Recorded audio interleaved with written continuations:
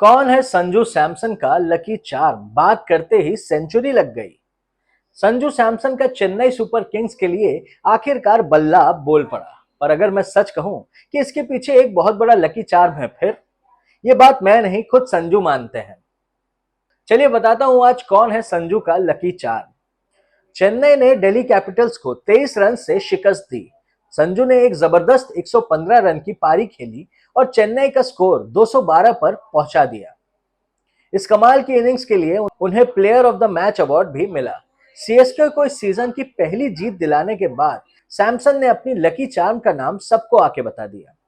संजू ने इंटरव्यू की शुरुआत उस बात से की जिसने सबके चेहरे पर तुरंत स्माइल ला दी। उन्होंने रवि शास्त्री से कहा, मुझे बहुत अच्छा लग रहा है, आप हर गेम में मेरे लकी चार्म लगते हैं, इसलिए प्लीज हर मैच में आया कीजिए।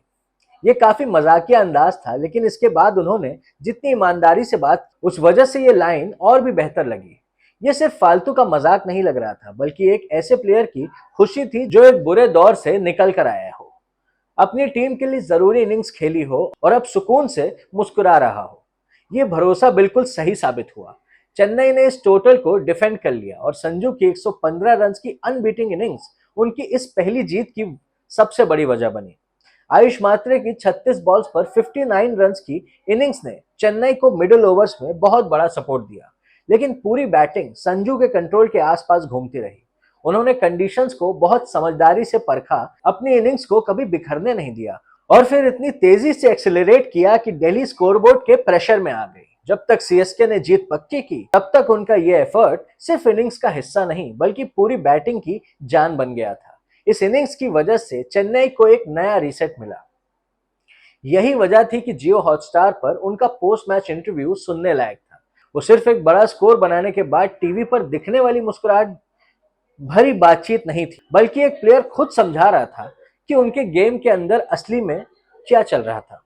इंटरव्यू का सबसे बड़ा खुलासा तब हुआ जब संजू ने उन सवालों के बारे में बात की जो कुछ कम स्कोर्स के बाद दिमाग में आने लगते हैं। उन्होंने कहा, जब आप एक दो मैचेस में फेल होते हो तो मन में डाउट्स आने लगते हैं, लेकिन मैं अपने बेसिक्स पर भरोसा करना चाहता था और उसी चीज पर टिके रहना चाहता था जिस पर मैं काम कर रहा था। ये लाइन उस 100 को किसी भी हाईलाइट रील से बेहतर तरीके से समझाती है। संजू सैमसन ऐसे बैटिंग नहीं कर रहे थे जैसे कोई मुश्किल से निकलने के लिए बस बॉल को जोर से मार रहे हो, बल्कि वो ऐसे खेल रहे थे जैसे उन्हें अपने गेम के स्ट्रक्चर पर पूरा भरोसा हो और वो उसी पर टिके हुए हैं। उनका टाइमिंग बिल्कुल परफेक्ट था, लेकिन इस इनिंग्स की असली ताकत उनकी क्लैरिटी थी। उन्होंने जबरदस्ती रन्स के पीछे भागने की कोशिश नहीं की, बल्कि इनिंग्स को ढंग से बिल्ड किया। संजू ने शुरुआती चैलेंज को झेला, इस बात पर भरोसा रखा कि आगे चलकर बैटिंग आसान होगी और फिर अपने शॉट्स खेले। जैसे ही बॉल नरम हुई, संजू ने अपने हर तरफ से शॉट्स खेलना शुरू कर दिए और दिल्ली फिर कभी गेम में वापस नहीं आ पाई। संजू ने इस बात का भी पूरा ध्यान रखा कि उनकी पार्टनरशिप को पूरा क्रेडिट मिले।